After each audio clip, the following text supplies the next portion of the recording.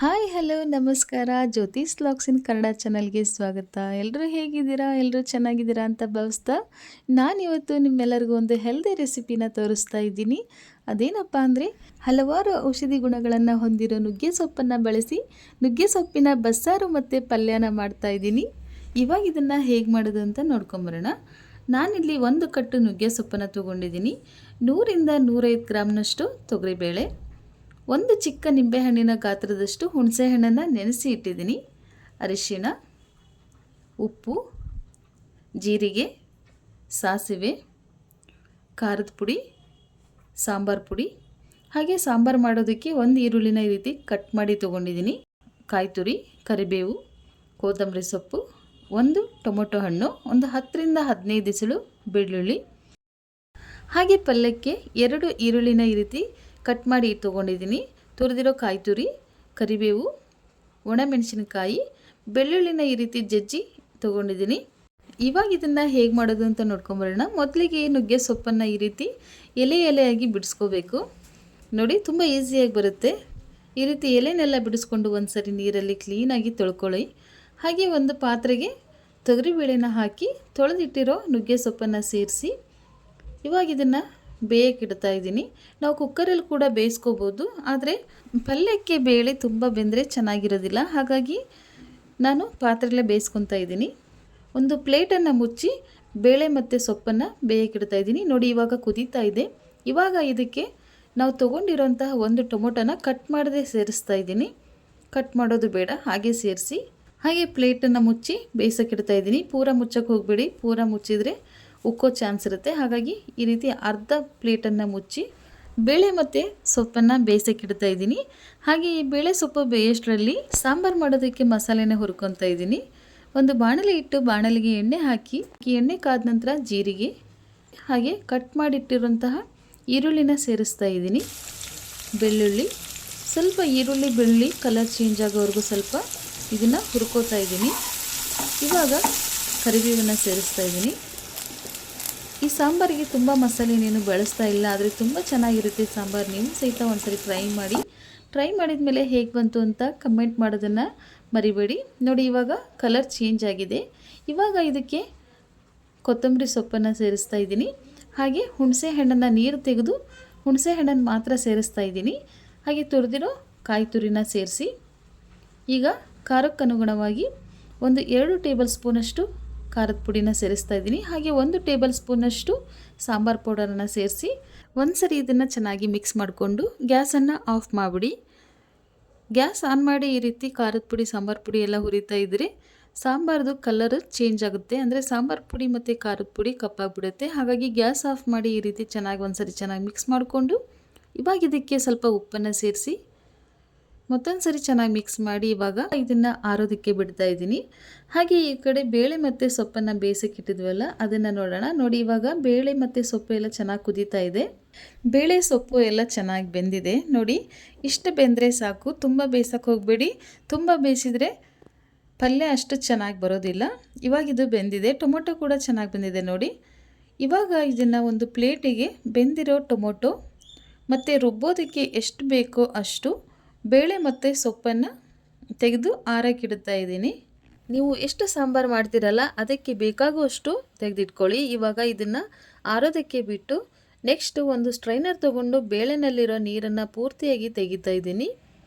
ನೋಡಿ, ಈ ರೀತಿ ಪೂರ್ತಿಯಾಗಿ ತೆಗಿಬೇಕು, ಅಂದರೆ ಪಲ್ಯ ಚೆನ್ನಾಗಾಗುತ್ತೆ. ಹಾಗೆ ಈ ಕಟ್ಟನ್ನು ಸಾಂಬಾರು ಮಾಡೋದಕ್ಕೆ ಎತ್ತಿಟ್ಟು ನೆಕ್ಸ್ಟು ಆವಾಗಲೇ ಹುರಿದಿಟ್ಟಿರೋ ಮಸಾಲೆ ಇವಾಗ ತಣ್ಣಗಾಗಿದೆ. ಇವಾಗ ಇದನ್ನು ಒಂದು ಮಿಕ್ಸಿ ಜಾರಿಗೆ ಹಾಕಿ ಹಾಗೆ ಎತ್ತಿಟ್ಟಿರೋ ಟೊಮೊಟೊ ಬೇಳೆನ ಸೇರಿಸಿ ಇದನ್ನು ಇವಾಗ ಸಣ್ಣದಾಗಿ ಪೇಸ್ಟ್ ಮಾಡ್ಕೊಂಬರ್ತೀನಿ. ನೋಡಿ, ಇಷ್ಟಾದರೆ ಸಾಕು. ಈ ರುಬ್ಬಿರೋ ಮಸಾಲೆನ ಸೊಪ್ಪು ಮತ್ತು ಬೇಳೆ ಬೇಯಿಸಿರೋ ಕಟ್ಟಿಗೆ ಸೇರಿಸಿ ಚೆನ್ನಾಗಿ ಮಿಕ್ಸ್ ಮಾಡಿ. ಈ ಬಸ್ಸಾರು ತೆಳುವಾಗಿದ್ದರೆ ಚೆನ್ನಾಗಿರುತ್ತೆ. ಹಾಗೆ ಮಿಕ್ಸಿ ಜಾರಲ್ಲಿ ರುಬ್ಬಿರೋ ಮಸಾಲೆ ಸಹಿತ ಹಾಗೆ ಇತ್ತು. ಅದಕ್ಕೂ ಸ್ವಲ್ಪ ನೀರನ್ನು ಸೇರಿಸ್ಕೊಂಡು ಸಾಂಬಾರಿಗೆ ಸೇರಿಸ್ಕೊತಾ ಇದ್ದೀನಿ. ಇವಾಗ ಇದನ್ನು ಒಂದ್ಸರಿ ಚೆನ್ನಾಗಿ ಮಿಕ್ಸ್ ಮಾಡಿಕೊಂಡು ಕುದಿಯೋದಕ್ಕೆ ಇಡ್ತಾ ಇದ್ದೀನಿ. ಹಾಗೆ ಗ್ಯಾಸನ್ನು ಸ್ವಲ್ಪ ಲೋ ಫ್ಲೇಮಲ್ಲಿ ಇಟ್ಟು ಕಲರಿಗೋಸ್ಕರ ಸ್ವಲ್ಪ ಅರಿಶಿನ ಪುಡಿ ಹಾಗೆ ಮಸಾಲೆ ಹುರಿಯುವಾಗ ಸ್ವಲ್ಪ ಉಪ್ಪನ್ನು ಸೇರಿಸಿದ್ವಿ. ಹಾಗೆ ಇವಾಗ ಒಂದ್ಸರಿ ಟೇಸ್ಟನ್ನು ನೋಡಿದಾಗ ಉಪ್ಪು ಕಡಿಮೆ ಅನ್ನಿಸ್ತು, ಹಾಗಾಗಿ ಮತ್ತೆ ಸ್ವಲ್ಪ ಉಪ್ಪನ್ನು ಸೇರಿಸ್ತಾ ಇದ್ದೀನಿ. ನೀವು ರುಚಿನ ನೋಡಿಕೊಂಡು ಉಪ್ಪನ್ನು ಸೇರಿಸ್ಕೊಳ್ಳಿ. ಇವಾಗ ಒಂದ್ಸರಿ ಸಾಂಬಾರನ್ನು ಚೆನ್ನಾಗಿ ಮಿಕ್ಸ್ ಮಾಡಿ ಗ್ಯಾಸನ್ನು ಸಿಮ್ಮಲ್ಲಿಟ್ಟು ಕುದಿಯೋದಕ್ಕೆ ಬಿಡ್ತಾ ಇದ್ದೀನಿ. ಹಾಗೆ ಇವಾಗ ಈ ಸಾಂಬಾರು ಕುದಿಯುವಷ್ಟರಲ್ಲಿ ಒಂದು ಸಿಂಪಲ್ ಆಗಿರೋ ಪಲ್ಯನೂ ಸಹಿತ ಮಾಡ್ಕೊಳ್ತಾ ಇದ್ದೀನಿ. ನೋಡಿ, ಇವಾಗ ಒಂದು ಬಾಳಿಗೆ ಇಟ್ಟು ಎಣ್ಣೆ ಹಾಕಿ ಎಣ್ಣೆ ಕಾದ ನಂತರ ಸಾಸಿವೆ, ಜೀರಿಗೆ, ಬೆಳ್ಳುಳ್ಳಿನ ಈ ರೀತಿ ಜಜ್ಜಿ ತಗೊಂಡಿದ್ದೆ, ಬೆಳ್ಳುಳ್ಳಿನ ಸೇರಿಸ್ತಾ ಇದ್ದೀನಿ. ಹಾಗೆ ಒಣಮೆಣಸಿನ್ಕಾಯಿನ ಈ ರೀತಿ ಚಿಕ್ಕದಾಗಿ ಮುರಿದು ಸೇರಿಸ್ತಾ ಇದ್ದೀನಿ. ಹಾಗೆ ಕರಿಬೇವನ್ನು ಸೇರಿಸಿ ಒಂದ್ಸರಿ ಇದನ್ನು ಚೆನ್ನಾಗಿ ಹುರ್ಕೋಬೇಕು. ಇವಾಗ ಹುರಿತಾ ಇರೋವಾಗಲೇ ಬೆಳ್ಳುಳ್ಳಿ ಘಮ ಬರ್ತಾ ಇದೆ. ಬೆಳ್ಳುಳ್ಳಿನ ಈ ರೀತಿ ಜಜ್ಜಿ ಸೇರಿಸೋದ್ರಿಂದ ಪಲ್ಯ ರುಚಿನೇ ಚೆನ್ನಾಗಿರುತ್ತೆ, ಹಾಗೆ ಪರಿಮಳನೂ ಚೆನ್ನಾಗಿರುತ್ತೆ. ಹಾಗೆ ಇವಾಗ 2 ಈರುಳ್ಳಿನ ಕಟ್ ಮಾಡಿ ಇಟ್ಟಿದ್ವಲ್ಲ ಅದನ್ನು ಸೇರಿಸಿ ಈರುಳ್ಳಿ ಕಲರ್ ಸ್ವಲ್ಪ ಚೇಂಜ್ ಆಗೋವರೆಗೂ ಹುರಿತಾ ಇದ್ದೀನಿ. ನೋಡಿ, ಈರುಳ್ಳಿ ಕಲರು ಚೇಂಜ್ ಆಗಿದೆ. ನೆಕ್ಸ್ಟ್ ಇದಕ್ಕೆ ಬೇಯಿಸಿಟ್ಟಿರೋ ಬೇಳೆ ಮತ್ತು ಸೊಪ್ಪನ್ನು ಸೇರಿಸಿ ಒಂದ್ಸರಿ ಚೆನ್ನಾಗಿ ಫ್ರೈ ಮಾಡ್ಕೊಳ್ಳಿ. ನೀರು ಸೇರಿಸೋ ಅವಶ್ಯಕತೆ ಇಲ್ಲ. ನೋಡಿ, ಇವಾಗ ಆಲ್ರೆಡಿ ಬೇಳೆ ಮತ್ತು ಸೊಪ್ಪು ಎಲ್ಲ ಬೆಂದಿದೆ. ಈರುಳ್ಳಿನ ಸಹಿತ ಚೆನ್ನಾಗಿ ಬೆಂದಿರೋದ್ರಿಂದ ಜಾಸ್ತಿ ಇದನ್ನು ಹುರಿಯೋ ಅವಶ್ಯಕತೆ ಇಲ್ಲ. ಇವಾಗ ಇದಕ್ಕೆ ರುಚಿಗೆ ತಕ್ಕಷ್ಟು ಉಪ್ಪನ್ನು ಸೇರಿಸಿ ಮಿಕ್ಸ್ ಮಾಡ್ತಾ ಇದ್ದೀನಿ. ಇದಕ್ಕೆ ಯಾವುದೇ ಮಸಾಲೆಯನ್ನು ಸಹಿತ ಯೂಸ್ ಮಾಡಿಲ್ಲ, ಆದರೂ ಸಹಿತ ಪಲ್ಯ ತುಂಬ ಚೆನ್ನಾಗಿ ಬರುತ್ತೆ. ನೋಡಿ, ಇವಾಗ ಕೊನೆಯದಾಗಿ ತುರಿದು ಇಟ್ಟಿರೋ ಹಸಿ ಕೊಬ್ಬರಿನ ಸೇರಿಸಿ ಎಲ್ಲನೂ ಒಂದ್ಸರಿ ಚೆನ್ನಾಗಿ ಮಿಕ್ಸ್ ಮಾಡಿಕೊಂಡ್ರೆ ನುಗ್ಗೆ ಸೊಪ್ಪಿನ ಪಲ್ಯ ರೆಡಿ ಆಯಿತು. ನೋಡಿ, ಈ ಪಲ್ಯ ಈ ರೀತಿ ಉದುರುದ್ರಾಗಿದ್ದರೆ ಚೆನ್ನಾಗಿರುತ್ತೆ. ನೋಡಿ, ಪಲ್ಯ ರೆಡಿ ಆಯಿತು. ಈ ಪಲ್ಯನ ಮುದ್ದೆ ಜೊತೆ, ರೊಟ್ಟಿ ಜೊತೆ, ಹಾಗೆ ಅನ್ನದ ಜೊತೆ ಎಲ್ಲದಕ್ಕೂ ತುಂಬ ಚೆನ್ನಾಗಿರುತ್ತೆ. ನುಗ್ಗೆ ಸೊಪ್ಪಿನ ಪಲ್ಯ ಅಂತೂ ರೆಡಿ ಆಯಿತು. ಹಾಗೆ ಈ ಕಡೆ ಸಾಂಬಾರು ಕೂಡ ಕುದೀತಾ ಇದೆ. ಇವಾಗ ಒಂದ್ಸರಿ ಸಾಂಬಾರನ್ನು ಈ ರೀತಿ ಮಿಕ್ಸ್ ಮಾಡಿಕೊಂಡು ಗ್ಯಾಸ್ ಆಫ್ ಮಾಡಿಬಿಡಿ. ಈ ಸಾಂಬಾರಿಗೆ ಒಂದು ಸಿಂಪಲ್ ಆಗಿರೋ ಒಗ್ಗರಣೆ ಸಹಿತ ಕೊಟ್ಕೋಬೇಕು. ಒಗ್ಗರಣೆ ಪಾತ್ರೆ ಇಟ್ಟು ಎಣ್ಣೆ ಹಾಕಿ ಎಣ್ಣೆ ಕಾದ ನಂತರ ಸಾಸಿವೆ ಹಾಗೆ ಒಂದೆಸಳು ಕರಿಬೇವನ್ನು ಸೇರಿಸಿ ಗ್ಯಾಸ್ ಆಫ್ ಮಾಡಿ ಈ ಒಗ್ಗರಣೆನ ಸಾಂಬಾರಿಗೆ ಸೇರಿಸಿದ್ರೆ ನುಗ್ಗೆ ಸೊಪ್ಪಿನ ಬಸ್ಸಾರು ರೆಡಿ ಆಯಿತು. ಈ ಒಗ್ಗರಣೆನ ಸೇರಿಸಿ ಒಂದ್ಸರಿ ಚೆನ್ನಾಗಿ ಮಿಕ್ಸ್ ಮಾಡಿದರೆ ಟೇಸ್ಟಿಯಾಗಿರೋ ಮತ್ತು ಹೆಲ್ದಿಯಾಗಿರೋ ನುಗ್ಗೆ ಸೊಪ್ಪಿನ ಬಸ್ಸಾರು ಕೂಡ ರೆಡಿ ಆಯಿತು. ಹಾಗೆ ಪಲ್ಯ ಕೂಡ ರೆಡಿಯಾಗಿದೆ.